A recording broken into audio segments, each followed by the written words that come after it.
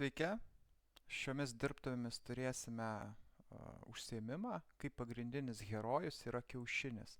Kaip žinot, artėja Velykos, tai reikia jiems pasiruošti ir mūsų šių užsiėmimo tikslas pagrindinis susikurti savo pagrindinį herojų kiaušinį. Na ir jį panaudoti įvairiose situacijose, su įvairiais įrankiais, pradedant nuo vaškinių kreidelių, nusipiešime kiaušinį, margutį ir perkelsim jį į virtualią erdvę ir panaudosime su įvairiais įrankiais. Trumpai pristatysiu šio užsiėmimo pagrindinius punktus. Tai paveiksliukai, kursime paveikslėlius, naudosime įrankius, tai naudosime piešimo priemonės, kaip ir minėjau, popieriaus lapą ir vaškinės kreideles. Tada turėsime ChatGPT 4o modelį, kurį panaudosime būtent iš nupiešto paveiksliuko konvertavimą į bet kokį pasirinktą stilių, kokį norėsit, galėsiu parodyti, pristatysiu. Toliau parodysiu vieną įrankį, kur be jokios registracijos galima pašalinti foną, padaryti permatomą foną ir toliau jau kitame žingsnėje panaudoti su gerai žinomo programavimo vaikams skirtų įrankių Scratch.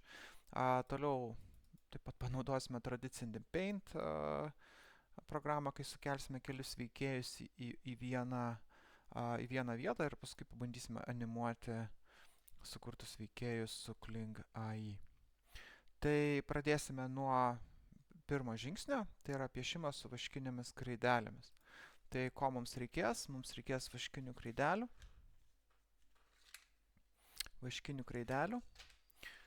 įvairių spalvų.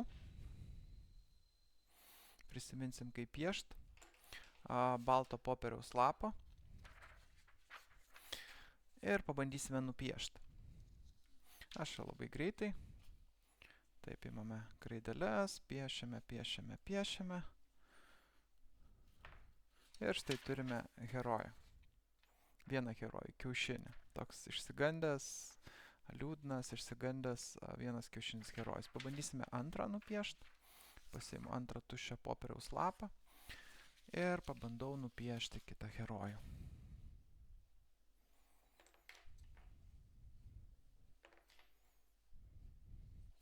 Ir turiu antrą herojų. Realiai turiu du herojus kiaušinius. Mūsų tikslas toks ir yra.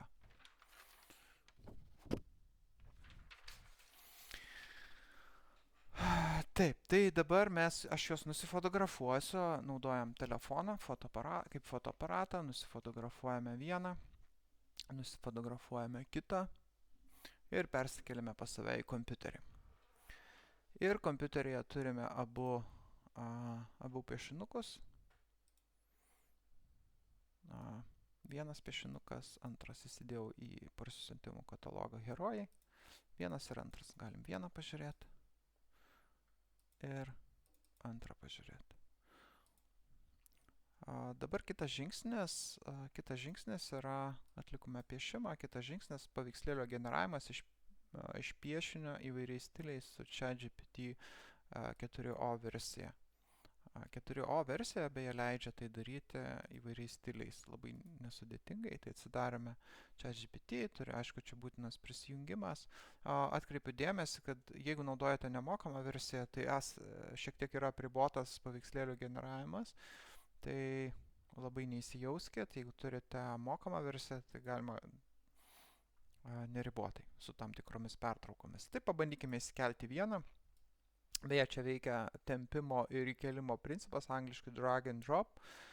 Paimkime vieną, pavyzdžiui, kad ir šitą paveikslėlį ir įkelkime. Ir parašykime nupiešk, gal tiesiog galima paprastai, pavyzdžiui, anime stiliumi. Nupiešk anime stiliumi ir prasideda generavimas. Šiek tiek reikės palaukti. Na štai piešinys baigtas, galime palyginti. Čia labai vėlgi svarbu, jeigu dirbate su vaikais, labai svarbu yra kritinis vertinimas, ar atitinka tai, ko aš norėjau, o kaip mes galime palyginti, ar atitinka, tai dar sykį rodau. Čia labiau toks liūdnas, išsigandęs gal. Liūdnas ir išsigandęs, tokias dvi emocijos. o tuo tarpu nupieštas, sugeneruotas toks labiau piktas, ar ne, šaukiantis, rėkiantis piktas. Tai mes visada galime pataisyti ir, pavyzdžiui, papildyti, padaryk išsigandusi,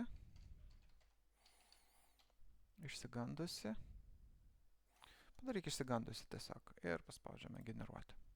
Vėlgi šiek tiek užtruks, prasideda generavimas, palaukime. Nupiešia jau kaip ir išsigandęs, bet vėlgi kritiškai vertinant, jei prieš tai nupiešė su ūsais, o dabar trūksta ūso. Tai galima paklausti, o kur padėjai ūsus? Na, jis tada vėl pradės generuoti, turėtų pradėti. Palaukim.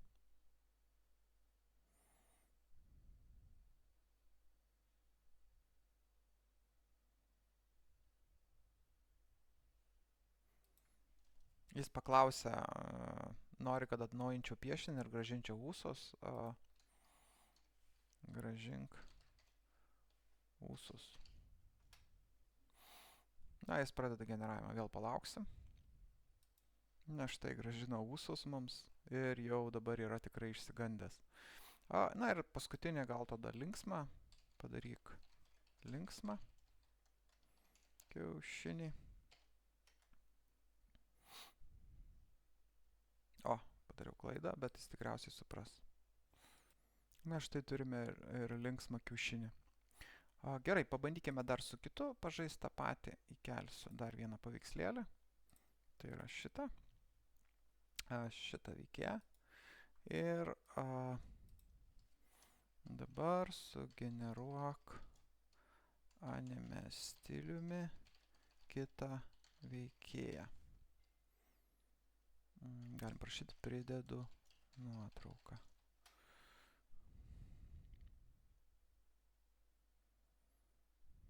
Na, pradeda generavimas. Štai sugeneravo, o skirtumai yra, vėlgi kritinis vertinimas. Dirbant su vaikais, mes mokome vaikus kritiškai mąstyti. Tai jeigu rodau, matot, rankos nuleistos ir jis šiek tiek labiau nustebęs, jeigu emocija. Tai čia man sugeneravo linksmą, galbūt pasigavo iš prieš tai generuotos užklausos ir taip toliau. Bet mums linksmas tinka. Plus dar ką galima atkreipti dėmesį, spalvos. Spalvos, jeigu dar kartą grįžtant prie piešto ranka, tai viršui dvi spalvos, žalia ir tokia oranžinė, gal į raudonumą, apačioj irgi geltona, violetinė, žalia. Tai apačioj čia matome daugiau spalvų, viršui kaip ir atitinka spalvos daugiau mažiau. Bet apačioj šiek tiek skiriasi. Tai galima prie šito žaisti, prašyti, kad patikslintų, perpieštų, bet ką mes pataisysime, galbūt paprašysime, kad rankos turėtų būti nuleisti. Galim pasakyti griežtai ChatGPT 4o modeliui, kad ar nematei, kad rankos nuleistos. Galim šypsenėlę uždėti.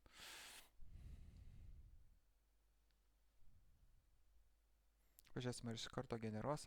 Sako, tikrai pastebėjau dabar, tavo veikėjas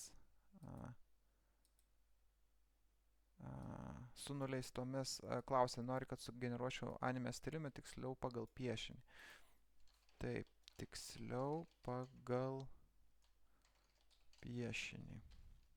Taip, tiksliau pagal piešinį paprašysi.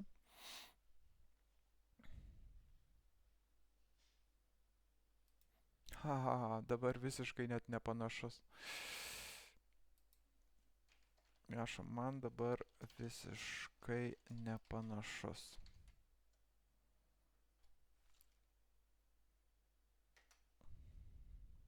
Žiūrėsim, ką atsakys.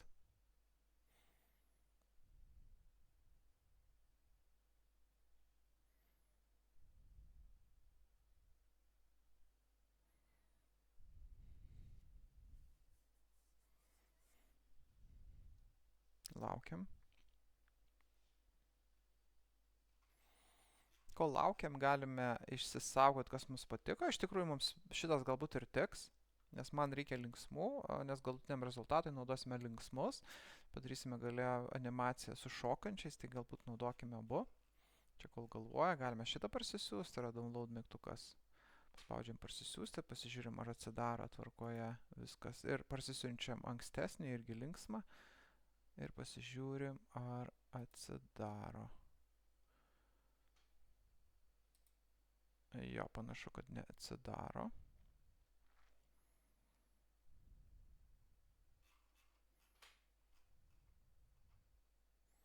Kartais būna, jeigu iš karto neparsisiunčiate, va toks niuansas, kad jis jo nemato, neatsidaro.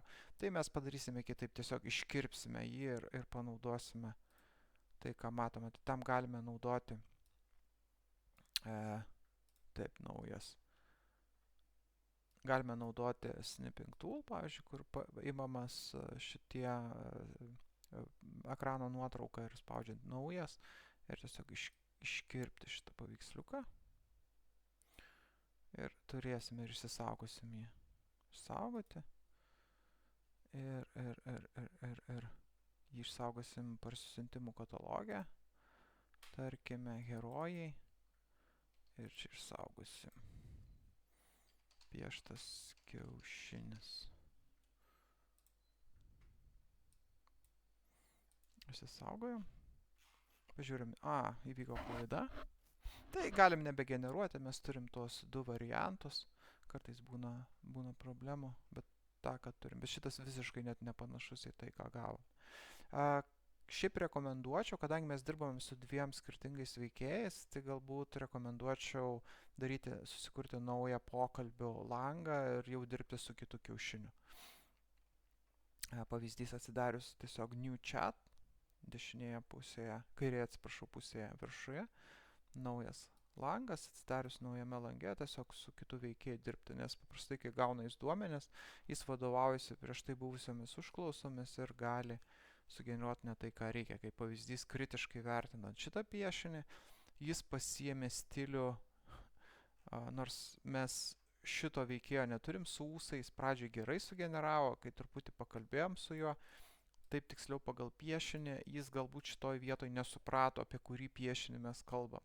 Reikia labai tiksliai nurodyti. Jeigu mes su žmogum kalbame, galbūt ir suprastumėm, kad čia kalba eina apie šitą piešinį, bet dėja dirbtinio intelekto modelis gali nesuprasti ir jis čia kaip labiau sujungia abu į vieną.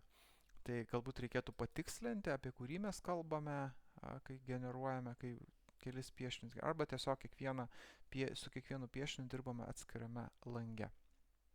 Dirbant su šituo įrankiu rekomenduoju, galbūt kiekvienas vaikas galėtų pasidaryti arba jūs pasidaryti savo kiaušinį herojų, o paskui visus sujungti į vieną, ką mes šiandien ir darysim iš dviejų kiaušinių. Tai dabar pasižiūrėkime, kur mes juos turim. Vieną kiaušinį išsisaugojom čia, o kitą tuoj pasimsiu iš parsisiuntimų katalogo.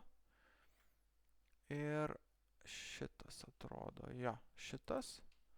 Nusikopijuosiu, įsikelsiu į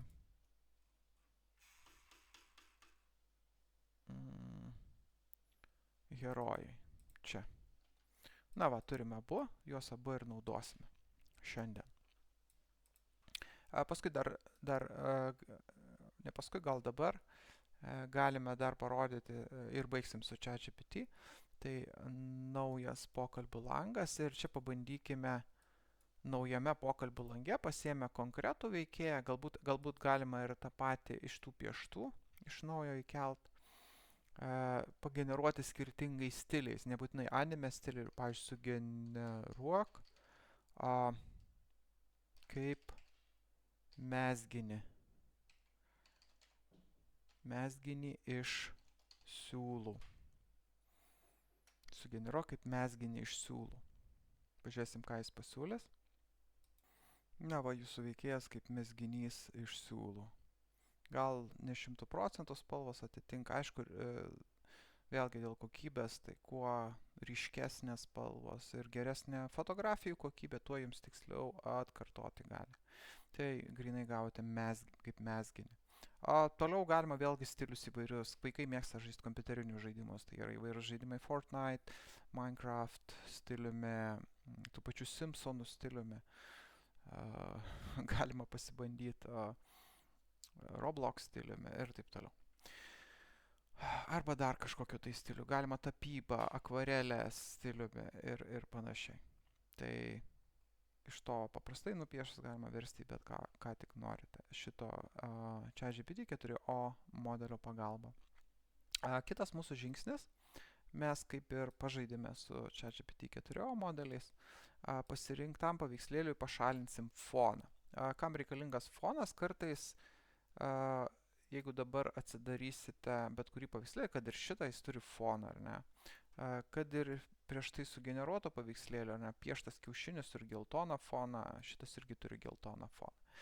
Tai mes pašalinsime fonus. Tam, kad galėtume naudoti tam tikrose įrankius, pavyzdžiui, Scratch, norint sukurti veikėją, reikia pašalinti foną, kad galėtumėm turėti veikėją be foną. Tai pradžiai aš galbūt parodysiu, kaip tai atrodo su fonu.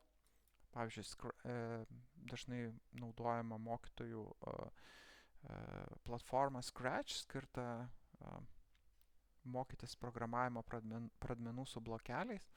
Tai paspausime mygtuką Create, čia registracijos galima nebūtina.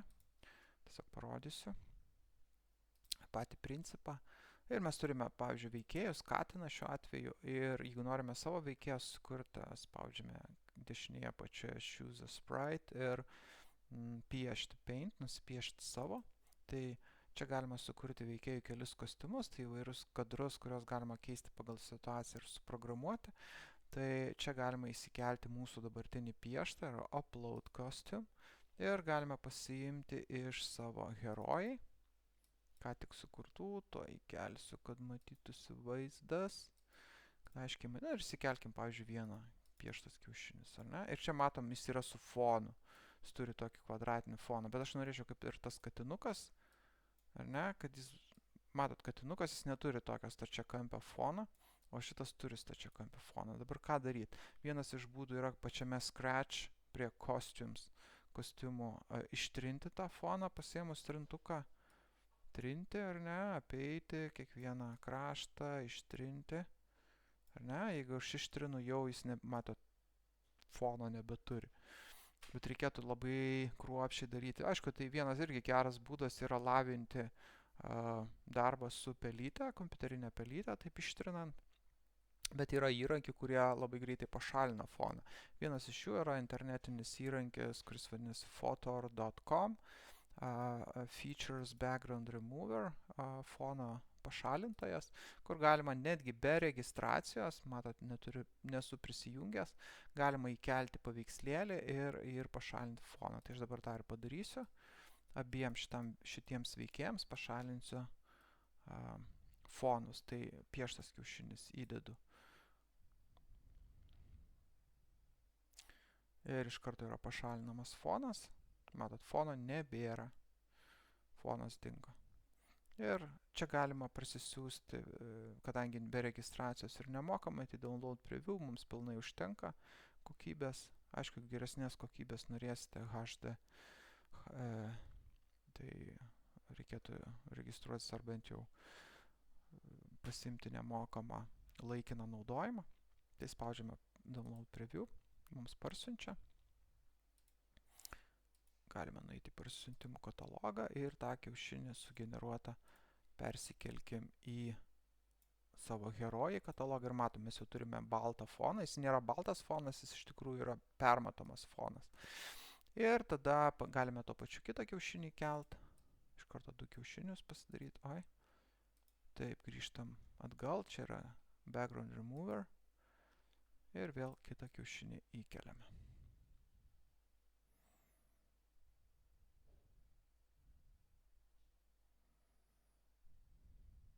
Bent jau šiai dienai, kai rodau, nėra kažkokio apribojimo, kiek jūs galite pašalinti tų fonų.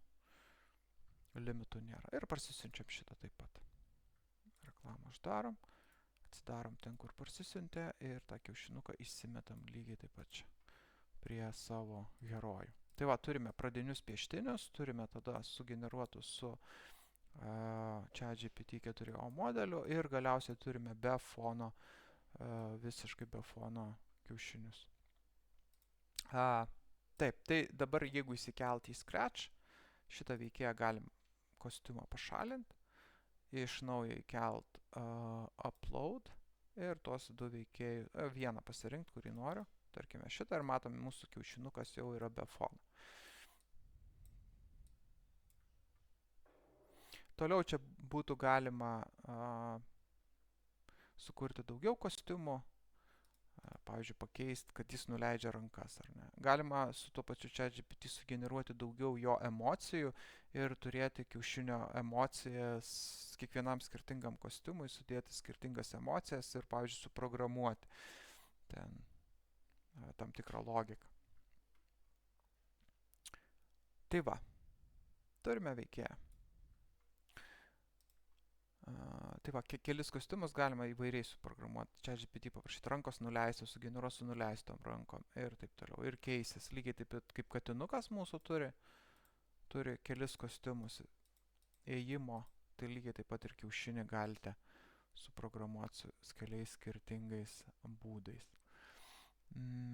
Tai su Scratch tiek, čia tiesiog idėjos, mes patys to dabar nedarysime. Pašalinom foną ir įkėlėm būtent Scratch, parodžiau panaudojimo galimybės, kaip galima, pavyzdžiui, su permatomu fonu panaudoti. Ir toliau paskutinis punktas yra tiesiog herojo animavimas, tai abu herojus mes pabandysime animuoti, naudodami Kling AI. Tam prieš tai pasinaudosim piešimo programą Paint, paprastą Paintą, kad sujungtumėm juos į vieną bendrą krūvą. Tai galime vieną įsikelt. Gal ne šitaip įsikelsiu.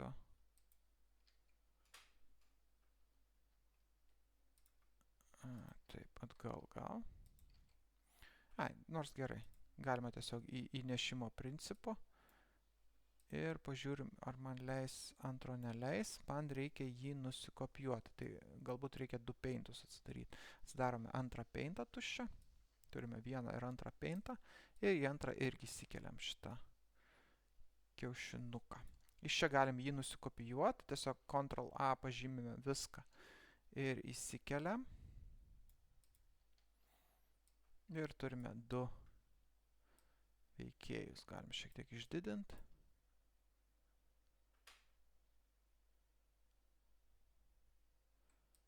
Jo, šitas šiek tiek taškuotas gavosi, kažkaip tai. Bet gavosi kaip gavosi. Turime du veikėjus ir vieną šalia kito. Ir galime juos, galbūt padarysiu didesnį plotą, jeigu reikės iškirpti, kad galėtumėm saugiai nukirpti. Ir išsaugome, aišku, galima įdėti foną tam tikrą, visiškai nesvarbu. Išsaugokime, Save PNG. Ten pat į mūsų herojai.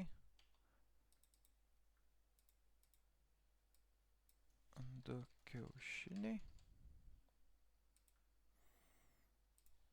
Turime du kiaušinius.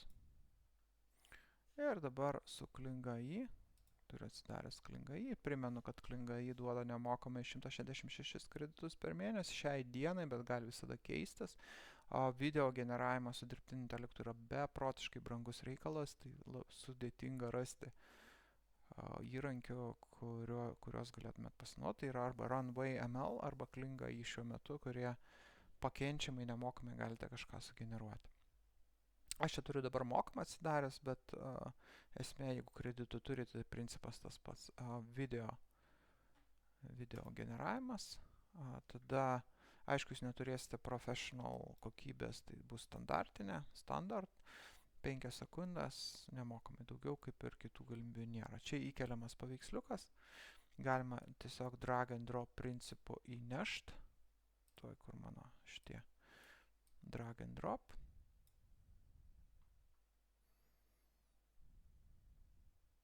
Įkėliau kiaušinius ir dabar parašau tiesiog labai trump.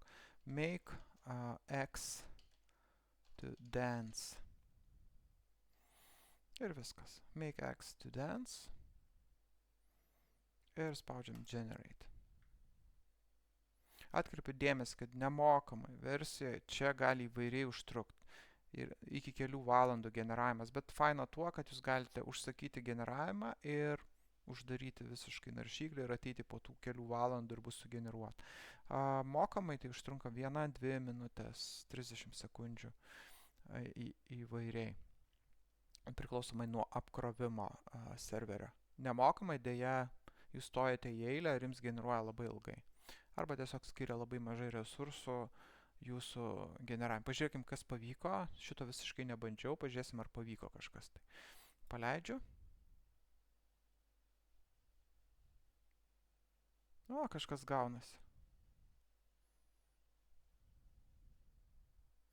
Truputį lagina, bet parsisiųsti reikia pilną video, nes dabar online truputį lagina, sustabdysiu ir parsiųsiu.